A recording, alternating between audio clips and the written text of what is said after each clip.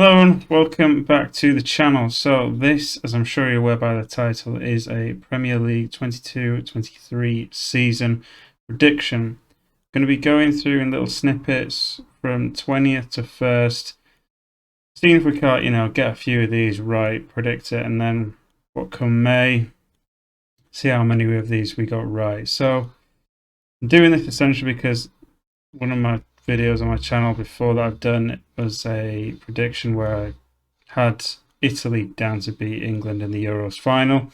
Not that I wanted it to happen, but as we all know, it did.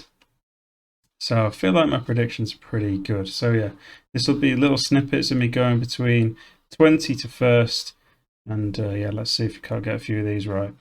Right, so without further ado, we'll just get straight into it. And it's going to be a surprise to absolutely no one probably, but I am going to put Bournemouth in 20th. The reason being is simply because I think they're going to try and be a bit of a Norwich now, try and be one of the 26 best, be really good in the Championship, and then just maybe try their hand at the Premier League every other year, something like that. I don't know. Just feels like they haven't really delved into it as much as they could have. Obviously, last time they came up to the Premier League, they had Eddie Howe, who really stamped his authority on the team. But now, Scott Parker, he's brought in Ryan Fredericks, Joe Rothwell on a free. He's also brought in Marcus Tavernier for 10 million. 10 million net spend just doesn't seem... I think that's a net spend. That's all they've spent anyway. It seems like they're not, spending all the millions that you come up to the Premier League with. I just feel he might be a bit... underwhelming is not the right word, but I just don't think they're going to be up to much, sadly. Could well prove me wrong, but feels like the Championship last year was a pretty weak division, and if he's the second best team in it, then, let's see. So next in 19th, again, probably not a surprise to many people, I'm going to put Fulham in 19th. Now, the reason for this is I know they've signed Pereira and Paulinho, who, on paper look pretty good signings. Obviously, Pereira being the pre-season Pirlo, and Paulinho obviously coming from Sporting. Looks a pretty good acquisition on paper. Just how they do it, Fulham, it never really seems to work, does it? There's just something that's never quite intimidating enough about Fulham to make other teams go there and fear them. And then when they come to Europe, I don't know.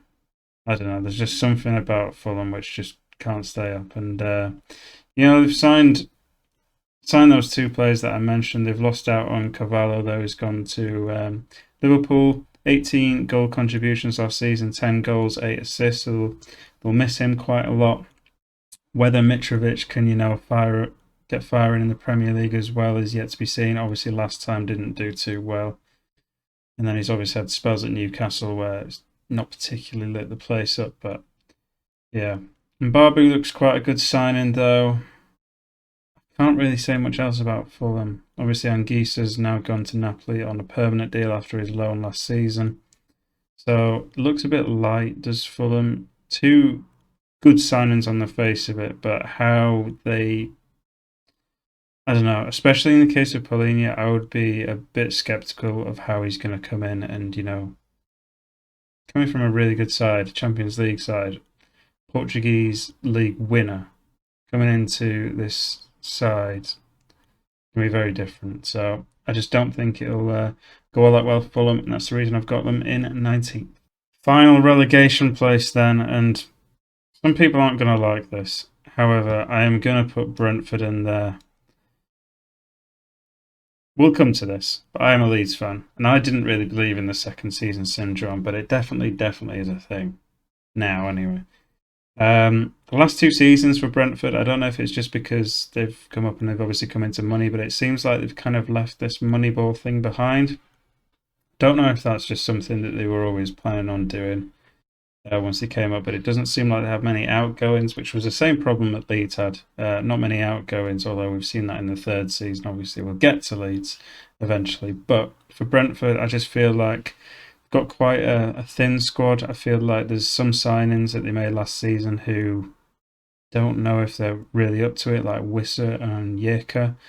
Don't know if they're kind of up to it. I would expect expect to see. It felt like they were kind of been trying to, what's the word? Just get a bit of depth, but on the cheap, which is kind of the Brentford way because they feel like they can maximise the value of these players afterwards. But I feel like some of these players, the two that I mentioned there, Onyeka and Wissa, don't know if they were particularly the ones. The two signings that they have made that I was going to mention, so they've got Lewis Keane Potter. Really expensive signing, that 17 million from Hull. Hull did not light up the Championship last season.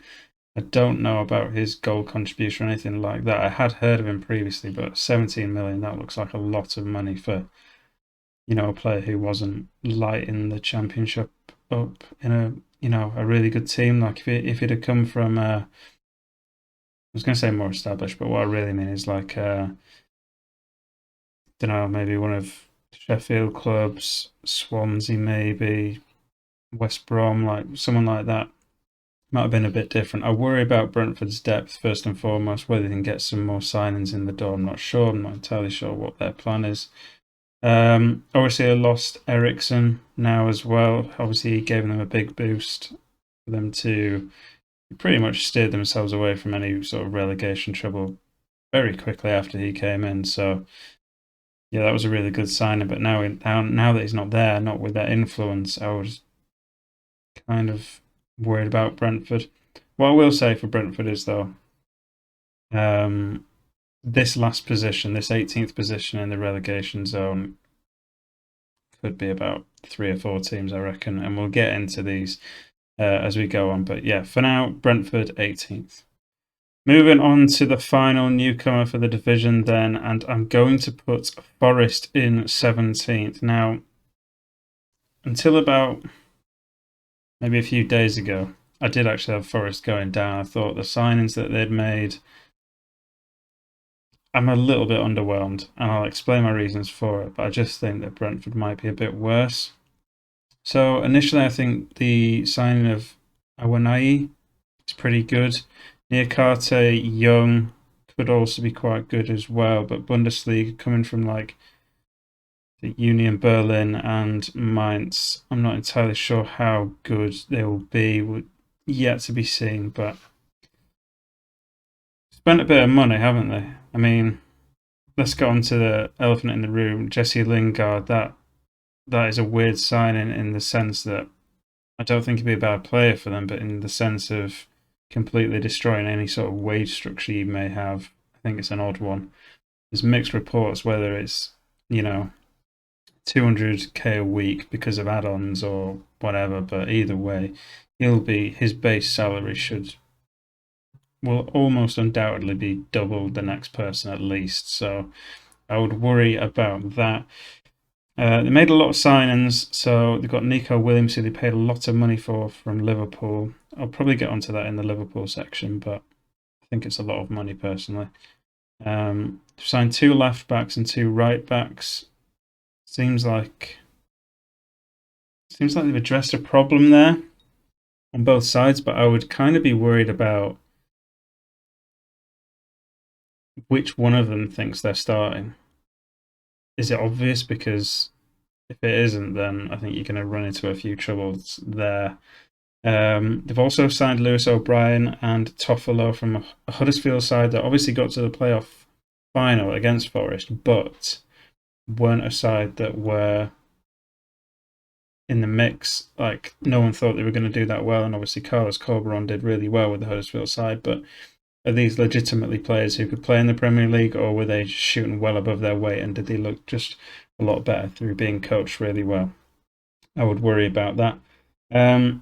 As of today, I believe, it could have been yesterday, but it looks like they've signed Orel Mangala from, I believe, it's Stuttgart, isn't it? And again, going back to Leeds, we were looking for not replacement, but someone who could maybe one day fill the role of Calvin Phillips back in the Bielsa era, and I thought that Orel Mangala could be a good signing. So probably a good sign on the face for that Orel Mangala. So yeah, be excited about him.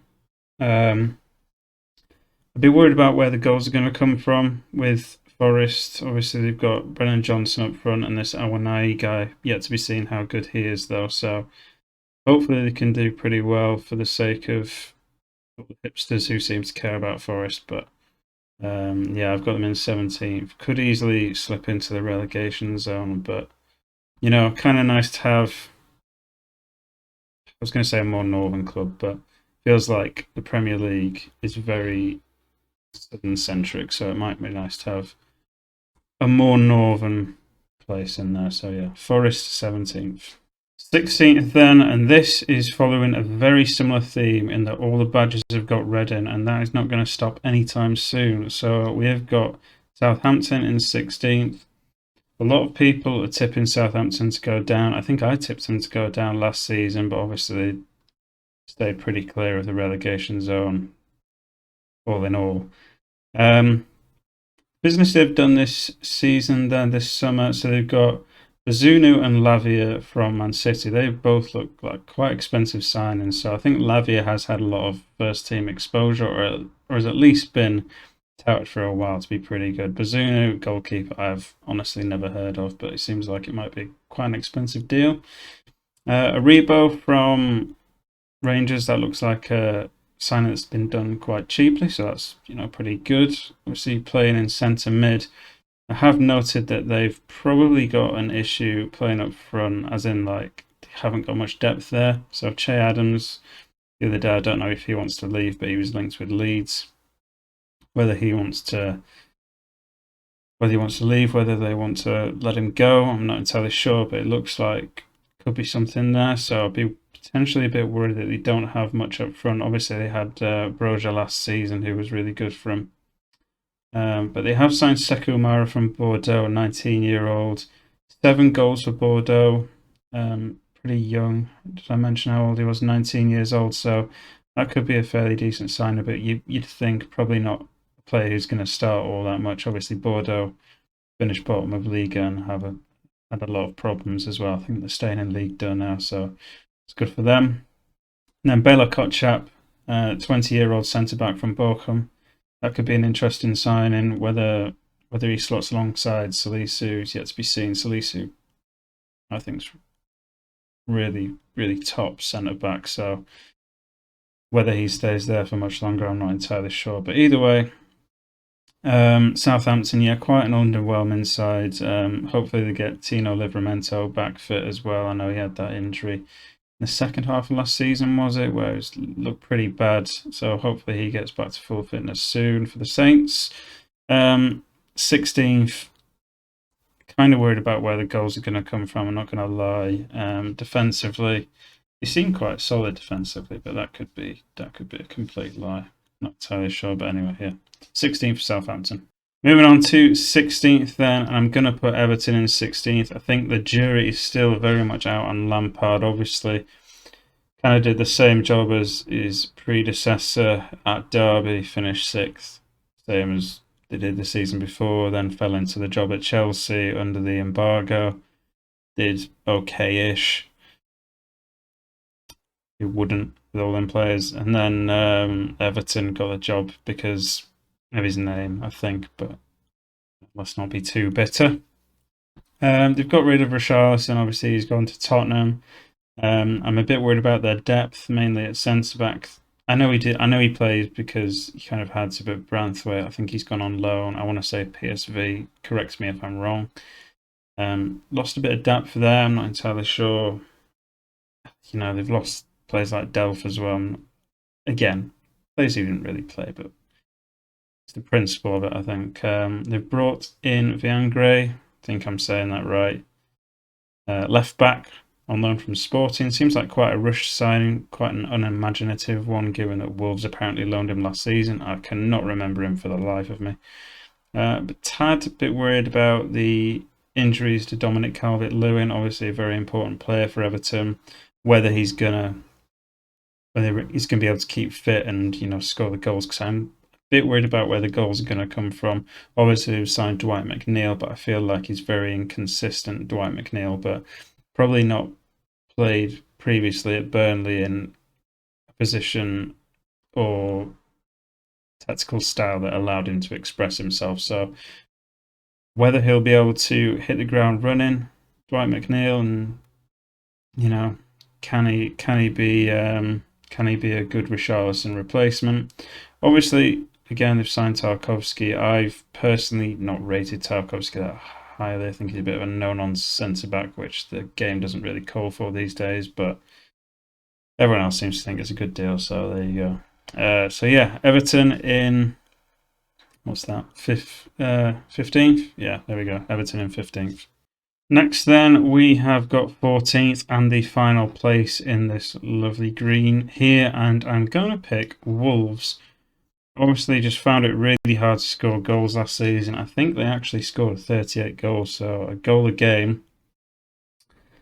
I don't think they're going to be in any position to keep scoring many more. They've got rid of Fabio Silva. He's on loan and elect, I believe. They've lost a lot of experienced players as well, such as Saiss and Marcel. I realise they're, kind of old, but I feel like it's important to have those kind of players around. A bit surprised about Saiss as well. I think he's gone to Besiktas on a free, so kind of a weird one there, but I suppose you could probably say that they're blocking the development of younger players. So in this case of Marcel, probably blocking Ryan Nouri, and then you've got Collins and Kilman who might have been, blocked by Saiss, for example. So how much game time Nathan Collins gets, I'm not entirely sure whether he starts or not, because I swear most people hadn't really heard of him until the back end of last season when he started putting some good performances together. Whether it means Willy Bolly will have to leave, I'm not entirely sure, because obviously they've got Connor Cody, the captain, Kilman, and now Collins. Whether they're going to continue with this back three as well, yet to be seen. I don't know. Don't know if Kilman could move up the field perhaps into a more midfield role. Not really sure. Obviously, he's quite good on the ball. Bit of a futsal background, was it? I can't remember anyway. Got quite a lot of players on the books of Wolves. Notably, I noticed they've got Patrick Cutrone and Adama Traore coming back from loans. Don't think either of them will be getting in the side. Just to go back to Nathan Collins, though, I thought the £20 million a little bit expensive. Just seemed like that deal was, I don't know, I think they should have held out personally and just tried to get him for less, because Burnley would have had to sell him. And then just finally, Hwang Hee-chan, I think they were already kind of in on this deal anyway. They kind of had to obligation to buy after their loan. Looks like quite a poor deal. 15 million, 6 goal contributions in 30 games. I think it was a goal contribution every 300 minutes. So you're talking like every 4 games or more. So not particularly good window from Wolves. I'm sure they're probably yet to try and offset some of the balance. Get rid of Cutrone and Traore. Maybe bring in someone up front, because I believe Raul Jimenez is injured for the first month, is it? So yeah, it could be a difficult one, that. But I would not expect Wolves to light the season up, and I suspect that the opposing fans who are due to play Wolves will not be excited for that fixture whatsoever. Sorry, Wolves fans. Next then, and we're going to be reaching high mid-table now, apparently. Apparently that's high mid-table. Never mind. Palace. Now, I have sort of noted that this could be quite a harsh rating. Don't mind Palace. I've got quite a lot of time for Palace. I think in the last few years we've got a lot more exciting as well. But yeah, let's just get into it then. So Sam Johnston, I think, is a really good pickup on a free. Malcolm Ebiowei from Derby. Obviously, they've got a pretty good academy at Derby, but obviously had to sell quite a few of them and then, release others as well. So he looks like quite a good pickup. I'd be potentially a bit worried about the signing of Chris Richards, 22-year-old American from Bayern. Previously on loan at Hoffenheim, I believe it was. Only played 19 times in the Bundesliga. Obviously, it's a 34-game season. But just seems like, I don't know.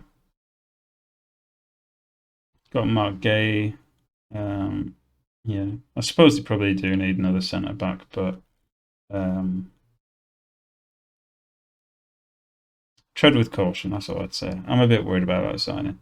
I'm not worried about the next sign though. Cheick Doucouré, coming from a very good Lens side. Got a lot of time for that Lens side. Obviously, they had Kali Mwendo up front from PSG, and they also had Seko Fofana, who is actually my favourite in the midfield of Lens. But 22 years old, might be nice to get a bit of youth in that midfield. Obviously, Conor Gallagher isn't coming back, I don't believe. So nice to get a youngster in there. 22 years of age should be a really good signing, I think. So I think this might be quite a harsh rating for Palace, but I don't think they will have a bad season. I think they'll have a lot of really promising performances, and I think Palace, they often go away to places like Man City and get really credible wins. Like, just, they'll do their thing. They're a good club.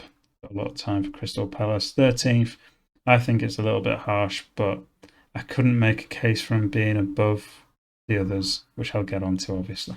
12th place then, and I know a lot of people disagree with this, but I am going to put Aston Villa in 12th place. Now, with Aston Villa, I don't understand how it really comes together. So by that I mean the signing of Camara. I think you've already got Douglas Luiz in there. I don't really understand where he fits in. You've also got McGinn. Seems like a really clogging midfield. I obviously realise that some of these might not all play at the same time, but it just feels like a weird one, that. Target being sold for 15 million, I think it's a really good piece of business. Obviously, they've got Digne in, so I think to get 15 million from that Target is a pretty good deal. Offsets some of the transfers that they have made, like Kamara and Coutinho both could be on ridiculous money. I know that Kamara was looking for about 200 grand when he was linked with Manchester United earlier in the year. I think it was January time. Diego Carlos won't be on small money either. I've watched a lot of Diego Carlos, and he's quite a tidy player at times when he's passing the ball out and things. And then when balls come into him, he does have a calamity in him. So I'm just saying it. Mings 2.0. Just be wary of that. And I also kind of think Gerrard, obviously did really well in Scotland, but I just feel like something kind of missing there. I feel like Villa fans probably know it too, but they won't admit it because it's still early days, I guess. He's only been there, 8 months maybe, something like that. But yeah, I just don't see how it comes all together at Villa. I feel like some of the players up front as well, like Danny Ings, kind of past it now. Obviously, great finisher, but getting the ball into him sometimes is a bit of a difficulty. Ollie Watkins as well can really be hot and cold, can't he? So no, we'll just have to see with them. I've got them in 12 for now. I think it'll be a really underwhelming season again. For the money they've spent, I think it'll be underwhelming. So yeah, here we go. Here we go. Here's for the bias, because I know everyone else wants to slate Leeds and think they're going to come in the bottom three. And that's, it's understandable. You've just seen Rafinha leave. You've seen Phillips go. But from the inside and looking at it, they don't fit Jesse Marsch's system. Like Calvin Phillips is best in the the anchorman position where he can dictate a lot of the play, make them tackles, follow the attacking midfielders around, and just break up the play in the right way. And that's just not the way that Jesse Marsch is going to play. He's going to play with a looks like a 4-4-2, but it's a 4-2-2-2, if that makes sense. With two wide 10s, what they call it anyway. So yeah, going from a very different system, not playing on the touchline like Rafinha like to do either. So I feel like both the sales that we made in Rafinha and Phillips we'd probably like to have got more money, but in the sense that they weren't going to fit the system, it was probably best that Jesse Marsch, if we're going to lean into this properly, then And we should definitely, definitely give him the players he wants, give him the tools he needs. I think we're going to be aggressive, dynamic, and quick now. We've got a lot of younger players coming in. Kind of trying to phase out the old players as well. So you're going to see likes of Ayling and Dallas probably not get that many games, although Dallas is obviously injured until about Christmas with a femur fracture. Ayling due back in training this week, I believe. Be nice if Cooper didn't get phased out, though. I think he's still got a lot to offer, especially as a captain. I wouldn't want to see him lose his place to Llorente permanently, and I'd prefer to see Robin Koch instead of Llorente, if we're going to be completely honest. Two players that Jesse Marsh has worked with before, Brendan Aronson and Tyler Adams, look really good. I went to the Cagliari game, the 6-2, yesterday as recording this. 6-2, they both look really good, so that should be pretty good. Christiansen looks like he might become a cult hero. Harrison was looking really sharp in that game and has done for all the pre-season. I know he takes really good care of himself, and goes on these, like, I was about to say wilderness retreats, but he goes and works himself to the bone in pre-season. No rest for the wicked. So space for two more signings at Leeds. I think they're going to need a left back. Junior Firpo's out for another 6 weeks, and he's our only left back at the club, including all the youth teams. So that's nice. And then maybe a striker, but we'll just have to see. So yeah, Leeds in 11th. You can call me biased, but there we go. Next, we're going to a club that, as of now, have not made a single signing, and that is Leicester City. So they're going to be put in 10th. Yeah, they haven't made a signing, but I think the players that they've got, regardless, will be able to carry them to that 10th position. As I'm saying that, though, I think that if they are going to stand still, then they could easily drop down into mid-table. Bump Leeds, Villa, and Palace up as far as I'm concerned. But for the time being, I'm sure they will make signings, and therefore will probably pretty good. No outgoings either, I don't believe. So yeah, I've really not got much to say about Leicester, given that the lack of transfers that they've made. So you're just gonna have to take my word for it on 10th at the moment. Next up then, so in 9th, and I'm going to go for Newcastle United. I would have originally maybe had them a bit higher up, but for the time being, they haven't made all the signings that I'm sure they would have liked to. I think they're getting priced out of a lot of moves. One that I've been following, obviously, as a Leeds fan, was a Jack Harrison move. I think they bid way under what we were kind of hoping for when the rumours first started circulating that Eddie Howe was interested. Kind of bid like 20 million, and we're looking for 35, which people might scoff at, but we all know that Newcastle have got money now. The richest club in the world. So yeah, you can rinse them now. So, and I think they're a bit shocked by pushback from other clubs. Obviously, they've brought in Sven Botman and Matt Targett. Matt Targett, 15 million seems expensive to me, but Sven Botman, I like Sven Botman as a player. I think he's really tidy, got really good feet for someone so big. Obviously, a bit of a bully, quite good recovery pace as well. Sure, he's an absolutely great player. Where he fits in the system, I'm not entirely sure, because I don't feel like they're the most possession-based team, and he's really good at passing. So it's kind of a weird one. It looks like they've just signed him for the sake of it. Could be a well off there, but anyway. Nick Pope, good signing. Do I have anything else to say about Newcastle? Not really, but I'm sure they will eventually make signings. I'm sure they'll go crazy and get not priced out, they'll get priced in, but they'll pay way too much for a lot of players come the sort of end of the window. They'll panic. Not that there's a reason to panic, but I think they want success way quicker than they can be expected to really get it. So I think they'll just pay whatever for. Don't be surprised if they sign someone for, way more than they're worth in the final week of August. So yeah, that's all I've got to say about Newcastle. Taking the final spot here then, so in this position we are going to put Brighton. Now, I do believe that Brighton will make more signings. As of yet, they haven't really made many, but I'll go through them anyway. So, Basuma is obviously gone. Might speak about that later, but for the time being, quite a weird sign. Obviously, 25 mil, but it was obviously that weird. Kind of controversial, isn't it? Because obviously, he kind of had that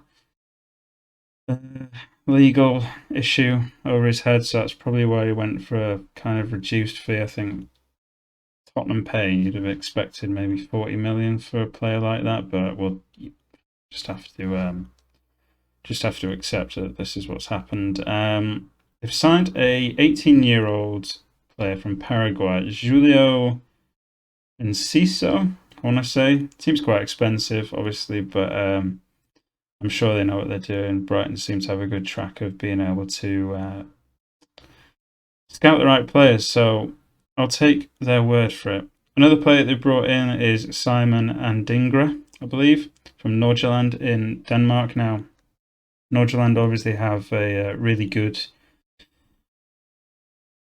track record, I would say, of producing really good players. So you've got players like Sulemana Damsgaard, Kudus, and Skov Olsen in recent years that they've sold on for a lot of money.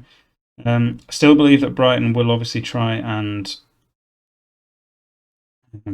get another player in. They've been linked with Mohamed Kamara, who was linked with Leeds as well. I'm pretty annoyed that we didn't sign Mohamed Kamara, but we've got Tyler Adams now, who, like I said, played pretty well the other day, so I was pretty happy with that anyway. But yeah, Mohamed Kamara, if they could get him he'd be a really good signing and a really good Basuma replacement. Whether they want to spend that much money, I'm not entirely sure, but with the Basuma money, you can kind of, I'm sure they'd be able to spend that money on Kamara. If you could bring him in, I think they'd be looking in tip-top shape. Obviously, they've got Graham Potter in charge, who's just a great manager, isn't he? So, yeah, 8th for Brighton. Could be higher, could be lower, but I think they should be optimistic because everything that they do really is, a lot of clubs. Looking at Everton and Villa should aspire to be more like Brighton. That's all I'll say. Into the European places, and it's not really going to take anyone by surprise, this one, but I'm going to put West Ham here in 7th, so in the Europa Conference League place. Yeah, that's correct. So signed Areola permanently. That seems like a good signing. Signed a player from Swansea, 23-year-old Flynn Downs. Got to be honest, I had never ever heard of him. Centre mid. Do they need a centre mid? I suppose Mark Noble's retired. They probably do, actually, yeah. But I've never heard of him, so I can't say much about him. Naif Agard played in a Rennes team that played out from the back. Obviously, West Ham don't do that. Not that I'm aware of anyway. So will it work at West Ham? Not entirely sure, but all in all, it seems like quite a good sign, if not a tad expensive at 30-ish million, I think it was. And they've also signed Scamacca, young and skillful Italian, going to play up front. Kind of similar to Bowen in a way, so it feels like, from what I've seen anyway, I was a bit surprised that they might not have gone for a similar player to Antonio, a bit of a bully, but I suppose they've tried that before with Sebastian Haller and that didn't really work. So I'll be interested to see how that transfer really worked for Scamacca, because they didn't shy away on the fee, did they? It was over 30 million to Sassuolo, so yeah, an interesting one. West Ham in the Europa Conference next season. They might prioritise that again like they did with the Europa League. We'll just have to see how they do in the league, whether they've got the resources to fight on both fronts. Because it sort of felt like they flitted between caring about each of them and they sort of disregarded the league towards the end of the season. Obviously slipped down a bit, but I suppose all the other clubs that we're probably going to mention, they would have been in a position to rotate more than West Ham. They don't have the resources the other teams have. So, yeah, West Ham 7th. And it's a good season for them, that, I believe. On to the next one. Now then, the business end. I'm sure a lot of people will have put these other, 14 teams in very similar positions. You may disagree. I'm sure some of them will be what you imagined as well. But either way, this is where it gets. This is where you could debate forever and ever, I think. But just going to try and sail through it. So again, this isn't biased, but I'm going to put Manchester United in 6th. Reason being, new manager. I'm sure he's a good manager. Tiny bit skeptical about how it all comes together so soon, though. Obviously, they've managed to get rid of Pogba, Matic, Lingard, some old guards who were probably on a lot of money. Going to try and change the system there. They've obviously brought Eriksen in. How much will he start? I'm not entirely sure. Obviously, we saw that he played a lot for Brentford when he came back to professional football. Just an interesting one, isn't it? Like, obviously they've signed Lisandro Martinez as well, who seems expensive for a very different type of centre back that we've seen in the Premier League before. So, 50 million, and obviously I think he's under 6 foot. I'm not entirely sure how short he is, how tall he is. But from what I'm led to believe, he's not stereotypical centre back that you would get in the Premier League. So it'll be interesting to see how that works. Malacia left back, that looks like the fee seems to be fine, which in the last few years, how often can you say that about Manchester United paying an acceptable fee? But 12 million for a left back from Holland who looks like he's got all the attributes. It's probably a good sign.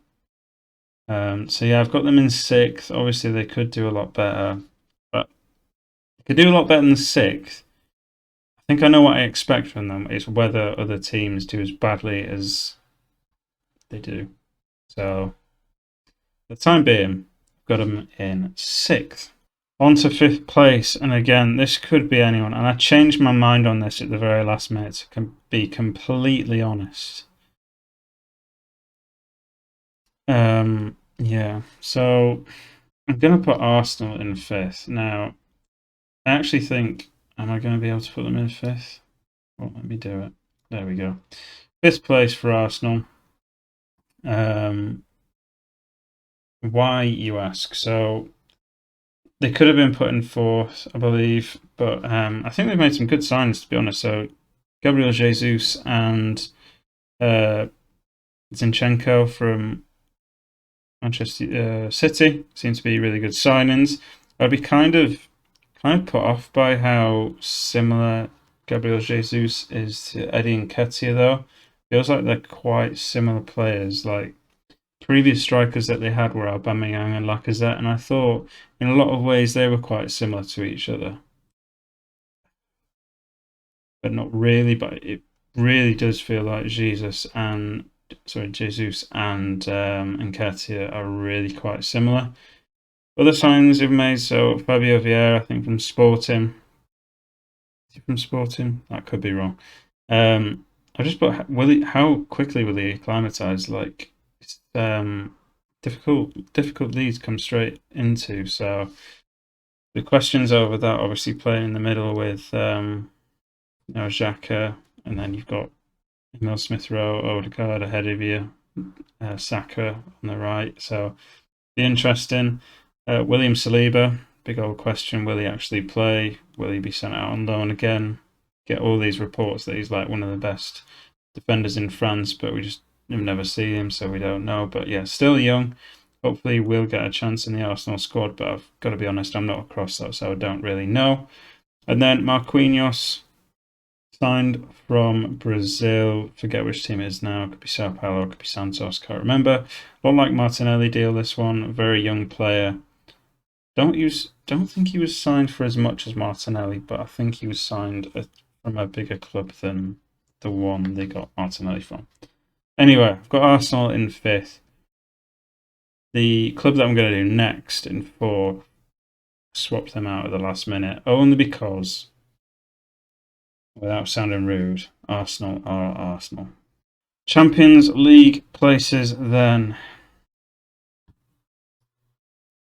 Chelsea in fourth. Now, bit of a weird one, this, isn't it? So, you definitely need striker. Whether they'll get one, whether there is one even out there, I'm not entirely sure, but it feels like they need one now that they've got rid of Lukaku. But obviously, that was a disaster, so you couldn't really keep him. They'll be relying a lot on Timo Werner, and I'm sure Kai Havertz will be playing a little bit further up as well. In defence, looking a tiny bit light, so obviously Rudiger and Christensen have both left for Real Madrid and Barcelona respectively. And they brought Koulibaly in. Now, this seems like a transfer that is about 4 years late. He's like 30 now, I think, or somewhere near that. It seems like Premier League, or, you know, a really big team, with all due respect to Napoli. Feels like they should have cashed in a while ago, and because they haven't, it feels like quite a lazy signing from Chelsea's point of view. Obviously, they've spent a lot of money on him, but it just feels like a really lazy signing. I don't know. It feels like they could have gone for someone a bit younger who would, you know, maybe come out. I know they were interested in Jules Koundé, who's obviously gone to Barcelona as well. Yeah, I'm not overly keen on that transfer, or I wouldn't be if I was a Chelsea fan. Anyway, will Conor Gallagher get minutes? Who knows? Obviously, they've still got Jorginho, Kovacic. Have they still got Jorginho? Yeah. He was linked with somewhere else, wasn't he? Not making that up. Anyway, let's move on before I get embarrassed. They brought in Raheem Sterling, who I think is a really good signing, but obviously they're not going to play him up front. So again, need a striker, but they also need to sort out the defence. So there's a lot going on there. When I'm looking at this now, I actually think that, you know, Chelsea and Arsenal could definitely finish outside the Champions League, and Manchester United could get in all honesty. I don't think that would be the maddest thing to say. But yeah, let's go on to third place then. So third place, no real surprises. It's going to be Tottenham. So after a Conte pre-season in Korea, stifling, humid weather where it all looked like they were on their last legs, I think that will do them a lot of good. It seems like he's building his own team now. Obviously, he's brought Ivan Perisic in, everyone's favourite FPL signing. I've chosen not to put him in simply because if he doesn't play, that's already a win, isn't it? So, but yeah, him on the left, and then Jed Spence on the right. Obviously, I don't think Jed Spence is going to start, or he might do, you know, but very raw attributes, but looks like he can be the real deal. It'd be good to get Conte on to teach him. Obviously, really fond of his wing back, so we'll have a lot of time spent with him. I've already mentioned the Bissouma one, so I didn't really feel like it was a position that Spurs needs to be filling. I think they do need centre mids, but I don't feel like that profile of centre mid. I feel like they need more of an attacking centre mid, if that makes sense. Someone who's going to dictate the play, but always look to pass forward, if that makes any sense. Richarlison, I've got to be honest, I do not understand this deal at all. 50 million, 60 million? I can't remember now. It just feels like that is such a lazy signing. Like, they've got two of the best players in the Premier League, if not the world, from an attacking sense, Spurs, and then they go and sign Richarlison, who isn't going to add anything to that front three. I'm sorry. He just isn't. They should have gone for some young player. I can't really think of one off the top of my head, but it certainly isn't Richarlison. Clement Longley is obviously coming as well on loan. Feels like that's just for the sake of it. I don't think they really lost anyone in order to make them worry about the cover there. Anyway, we're going to be moving on to the top two now, so you're obviously going to see who my winner is. Don't think it's that much of a shock, but anyway, here we go. So my second place then is going to go to Liverpool. Don't think that is much of a surprise to most people. I would be surprised if any non-Liverpool fan had Liverpool winning the title, to be completely honest. It's a shame that they've had to get rid of Mane. It looked like that situation has got to a point where it had to be either Mane or Salah to leave, and obviously Mane left and then Salah signed his new deal, so the dominoes fell in that sense. Yeah, so they've managed to get rid of Nico Williams as well. I think they've done phenomenally to get that money, if I'm going to be completely honest. 16 million for Nico Williams, who has got more international caps than senior league appearances. I think that's correct.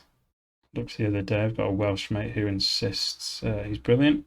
Anyway, have they paid too much for Darwin Núñez? Probably. Obviously, there's this ongoing story about how they received their first offer, and it was ridiculously high, Benfica for Núñez. So it looks like they probably have paid too much. We'll see. I like the idea of Núñez, but it also means that Firmino won't get played that much, which is a shame because he is a criminally underrated footballer, especially at Liverpool, I believe. But anyway. And they've also signed 2 other players as well, so Cavallo and Ramsey. No immediate improvements to the squad I've written, so yeah, they probably won't get a look in for a little while. Squad, they'll obviously do pretty well in the Champions League as well. They might take the cups a bit more seriously after winning, was it the League Cup last season? Might take that a bit more seriously, so that'll be nice to see for once, than taking that seriously. But yeah, they're my second place, which means, of course, that Manchester City are in first. Now, by no means do I think they're going to walk away with it. I actually don't think that Erling Haaland is a good transfer at all. I don't see him as a poacher. I see him as a player who likes to receive the ball in front of him and run onto it. Like, they're the only goals you ever see him score, so we saw him in the Community Shield just, blaze quite an easy chance onto the bar. And I know it's only one chance to go 3-1 down, but not going to go into that too much. But I just feel like Gabriel Jesus is probably quite undervalued at Manchester City, being the poacher that he is. And I feel like Erling Haaland's game isn't to be a poacher. It's just not his game. It's just not his game. I just don't feel like it's going to work all that well. His intricate play around the box, they rotate a lot at Man City, and there's a lot of players who, it is kind of total football, and that, players move beyond the next man. I just can't see it working. I really can't see it working. If he doesn't get 15 goals, I will not be surprised in the slightest. Calvin Phillips, they've obviously signed Calvin Phillips. Will he get game time ahead of Rodri? I would guess not. But nice to have a bit more cover there. Obviously, Fernandinho left, so nice to have a bit more cover there. It pains me to say that as a Leeds fan, that they're just going to use him for cover, but that's the way it is. I've also noted that they've sold players for quite a lot of money, which isn't something that you usually associate with Man City. They've obviously got 50 million for Sterling, about 40 million for Jesus, and a further 30 million for Zinchenko. All players that probably wanted to leave for one reason or another, whether it be more game time. Don't know what, that's probably the reason for all of them, in all honesty. But yeah, there's my final Premier League table. So just to recap, obviously you can see it on screen, but got Manchester City as the champions. In the Champions League, we're going to have Liverpool, Spurs and Chelsea. We're going to have Arsenal and Manchester United in the Europa League places. I would probably switch that around now. I really talked myself out of Arsenal, I could have talked myself out of Chelsea as well. Anyway. Europa Conference, that's going to go to West Ham. I think that Brighton are going to have a really good season in 8th. Newcastle probably won't get all the deals that they want to, but they'll still finish 9th because they'll get some deals that they want to. Leicester, only if they sign players, or at least start to sign players, will they finish 10th. They could finish as low as 15th if they don't get going. Leeds, I'm optimistic about our chances of finishing in a good position. And I honestly think 11th 11th is a good position, especially after finishing 17th last season. Villa won't be able to put it all together. Crystal Palace, I may have docked a little bit too harsh there. I think they could do a lot better. Wolves, they're just going to stink the place out, but still be able to finish 14th. Everton, I am not Nissi Optimum, whatever that says about them. Southampton, don't like the signs they've made. Forest, I'd be kind of worried, but that should be natural coming up into the division. They'll probably be quite excited, though, to be fair, so fair play to them. Brentford, slightly worried about their second season syndrome. Fulham, as always, won't be able to put it together. And Bournemouth, you have no chance. There we go. 1 to 20. If you like this video, please leave a like. If you feel I've been too harsh on your club, get a grip. And yeah, like and subscribe. Cheers.